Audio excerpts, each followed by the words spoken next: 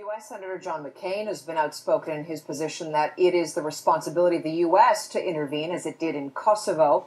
And our next guest has called Syria Obama's Kosovo, saying that his reluctance to take a stronger stance is disappointing and it could hurt his chances for re-election in the fall as well. Lori Handrahan is a professor at American University and a lecturer at the School for International Service. She joins us now from Washington. Lori, if we could start, before we get to the politics of this, what do you make of Annan's assertion that the longer we wait, the darker the future, that action is needed now? Does that resonate in America? Well, yeah, absolutely, Dan. Thank you very much for having me on the show. I think it's hard to even bring a smile this morning because the situation is so serious, and the responsibility to protect, the criteria for that was already met months and months ago, last fall, as a matter of fact. So the longer that intervention is delayed, the greater the chance that I think we already have a Bosnia-type situation, which we promised would never happen again.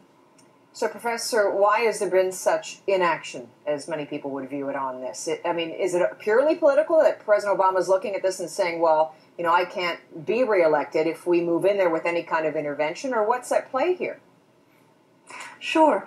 Yeah, first, before I answer that, Jacqueline, if I can, I just wanted to explain this responsibility to protect and the Kosovo precedent that NATO set, because some people are sort of saying, well, have we met that threshold criteria? Should we intervene, or maybe we just shouldn't intervene, and we should allow a civil war, or we should have this Yemen-type transition plan, which is a no-go.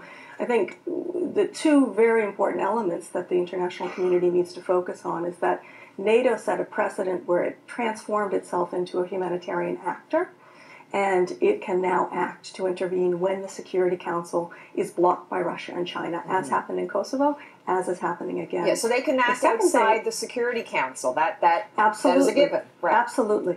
That's a given. So people were discussing, was NATO's action in Kosovo illegal in terms of international humanitarian human rights law? Responsibility to protect, this is actually wholly, thanks to Canada. Canada sort of authorized and supported this International Commission on Intervention and State Sovereignty, which drew up moral guidelines about the responsibility to protect after NATO's intervention, so that when we had another Kosovo situation where Russia said, no, it's okay, we're going to allow the state to slaughter children and innocent citizens, and we're going to prevent the Security Council from fulfilling the UN Charter, right? No, so the international community said, we're going to draw up guidelines, sort of like the Geneva Conventions. And I think this is a Canadian moment, sort of like a Swiss moment, where the Swiss really saw themselves as guardians of the Geneva Conventions. Responsibility to protect asks for two criteria. There's actually four elements. They've all been met in Syria. So one, is this a situation that shocks the human conscience? Absolutely. The Human Rights Council in November issued a report. And I just wanted to, if I could, put a name to some of these children who are being tortured brutally. There was a boy, it's mentioned in the Human Rights Council report, Tamir al-Shahir, 14 years old, lying on the ground, blood coming from his nose, his eyes, his ears, blue, calling out for his mother, and he died being tortured. Anal rapes with military batons are being reported of boys and men. Boys being raped by security forces in front of their fathers. A 2-year-old girl shot and killed so she wouldn't grow up to be a protester. We've shocked, the conscience should be shocked, and there's no outrage coming out of the White House. There's no outrage coming from our Ambassador Susan Rice. So we've met that threshold. The second is it a threat to international peace and security? We've already met that. Then you go into go ahead. Yeah, well, you mentioned Susan Rice. Here's what's a bit of a puzzle for a lot of folks. She dropped the first shoe when she said publicly that if the UN Security Council is not going to act, then other players may be forced to act, which of course we all interpret as meaning the United States. Absolutely. She drops that shoe, but where's the other shoe? It hasn't dropped yet. Well, absolutely, Dan. I'm glad you brought up shoes, because I think she should be doing a Khrushchev moment. She should be taking off her shoe and she should be banging it there at the UN, saying, we will not allow another slaughter of children and innocent citizens, and we will act. And if she doesn't have the chutzpah to do that, she has no business representing, I think, the U.S. before the UN. Okay, Professor. This goes back to the leadership question. Yeah. Professor, if you could just get you to stand by for a moment, because we want to bring in Walter Dorn.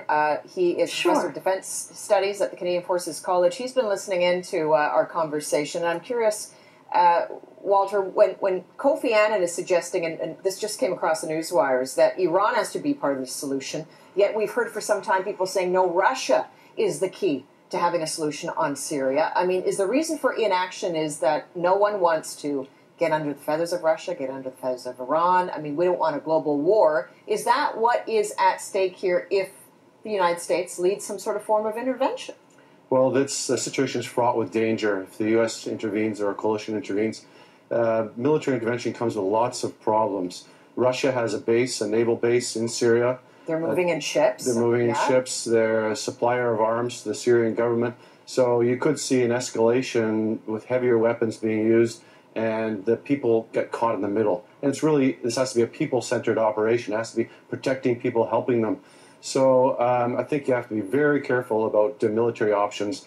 And indeed, you have to have some agreement of Iran for some sort of operations, because otherwise Iran can just cause havoc with it. So in the end, you have to be focused on a peace process. And it just can't be a war-fighting scenario or the escalation. But even Iran and Russia aside, the prospect of having to launch a military intervention into Syria is very daunting. That's a very long way away from the United States. It's a very long way away from Canada. We would need allies in the region, hopefully some European ones. Turkey. But their military is a very different beast than Libya's. And it's going to mean casualties. It could mean a lot of casualties. And it could mean we have to put boots on the ground, which is always kind of the critical, that's where we cross the Rubicon, right? Mm-hmm. Is when we just don't do it from the air. If we put boots on the ground, can we do that? Well, your other interviewee suggested that it was very much like Bosnia. So think Bosnia in the 1990s, the very difficult situation for the UN. Do you do humanitarian protection? Do you create protected areas? Mm-hmm. It becomes extremely messy. Now, maybe you can help the situation by taking those measures, but you can expect to be very messy. And I want to ask Lori, do you appreciate what Walter Dorn is saying here too, Lori? I mean, it is so complex, so complicated. No one wants another global war, but this is really what could be at stake here.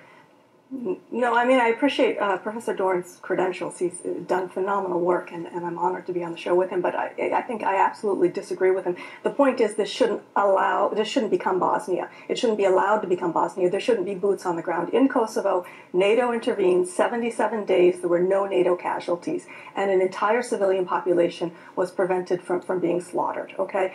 Russia is not an honest broker. Russia has never been an honest broker.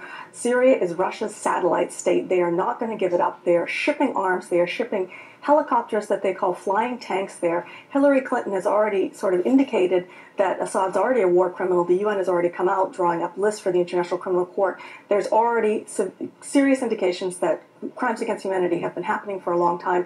Russia is not going to stop this. It's up to NATO to intervene, and if the U.S. doesn't have the leadership, if President Obama doesn't have the leadership to uphold responsibility to protect, which is Canadian, that sort of origin, Canada should go to NATO and intervene. We do not need a ground war.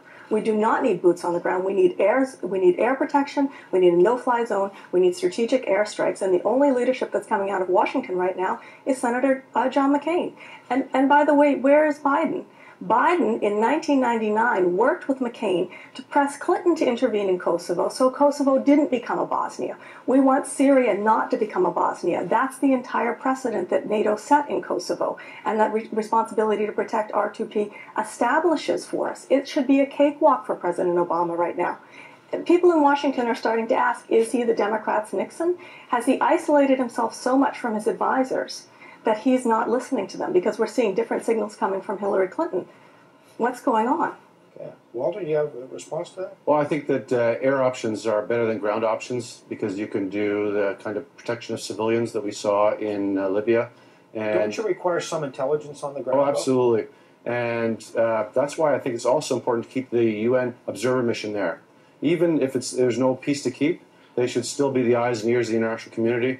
And of course, the major powers will have some of their own special forces or other types of observation. But no offense, they're in their hotels. I mean, we can tell more what's going on from Twitter and YouTube, from the brave civilians on the streets than the observers now sitting in their hotels. This was the lesson of Srebrenica. However, like you're saying, if needs be, we will launch unilateral action.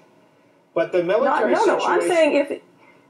Yes. No, I'm saying if the U.S. isn't going to provide the leadership, which clearly President Obama is having a problem with, I think Canada should go to NATO, and you should lead a coalition of the willing to have no-fly zones and airstrikes immediately. Otherwise, you're going to see the slaughter. You're going to see another Rwanda happening. It's already happening. And Russia is supporting that now. Okay, Children are quickly, dying Walter Dorn, now. We're almost out of time, Lori. Walter Dorn, quick reaction. I have to say, militarily, you need the U.S. on board, and politically as well. The U.S. provides so much of the capacity.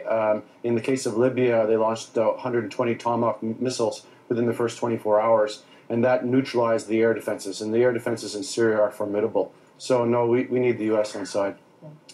Well, Canada doesn't always have to play the little sister, though. Canada could take the lead here and maybe shame the U.S. into coming on board. Great conversation. Thank you for your input today. Nice to speak with you. Thank you. Lori Handrahan Thank you. is at American University. Walter Dorn, of course, in our studio.